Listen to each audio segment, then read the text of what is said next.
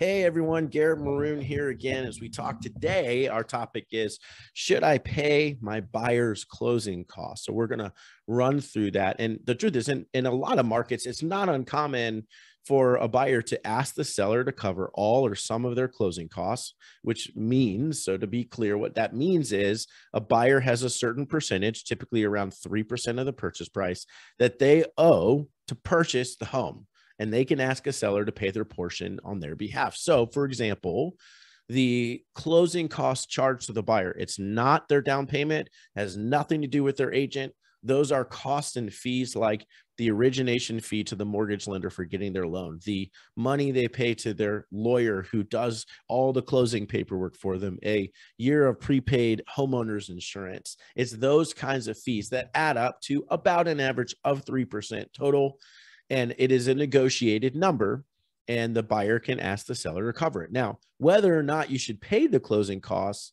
is not the concern of a good real estate agent, to be honest. A good real estate agent only cares about your net profit, your bottom line. So if a buyer needs, let's say, $9,000 on a $300,000 sale, as long as you can structure the deal to keep your bottom line safe by paying their closing costs, but let's say not allowing in that scenario the buyer to ask for repairs or increasing the purchase price to $305,000, or the myriad of ways a good agent can protect your bottom line. That's really what matters ultimately.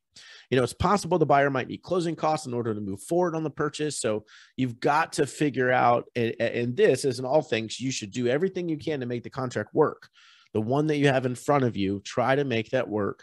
And remember, with a great agent, you can be as creative as you need to be, and that agent will help you. So the question of whether or not you should pay the buyer's closing costs, that's the wrong question, in my opinion. In a lot of markets right now, and it's always shifting, in a lot of markets, as I record this in June 2022, the seller is not covering them because there's a high demand and a low supply, right? And that makes a big difference. But again, at the end of the day, what really matters is, seller, what is your net profit? What are you going to walk away with?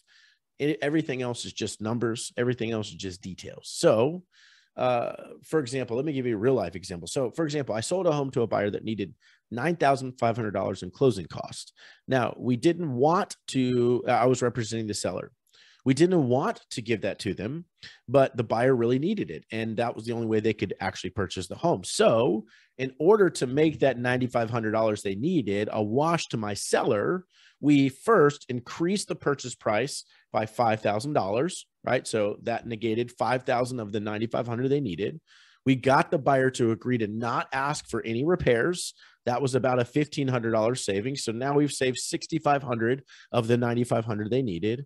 We got the buyer to give my seller a free rent back for 3 months, which means the seller would sell the home, but be allowed to stay there for free for 3 months, which was easily a $3,000 savings. So when we actually added those things up, it equaled $9,500. So that's the way that we made that $9,500 for the buyer to move forward.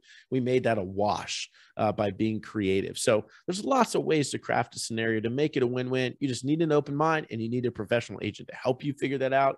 Whether or not you should pay the buyer's closing costs is a good question, but it's ultimately, what is my bottom line? How do we get creative with this? So as always, if you need a great agent and you're in the Hampton Roads, Virginia area, reach out to us. Go to maroongroupva.com. We'd love to help. And we know agents all around the world. So if you need a great agent somewhere else, you can also reach out to us, and we will connect you with them. So thanks for tuning in. I hope this was helpful about a buyer's closing costs.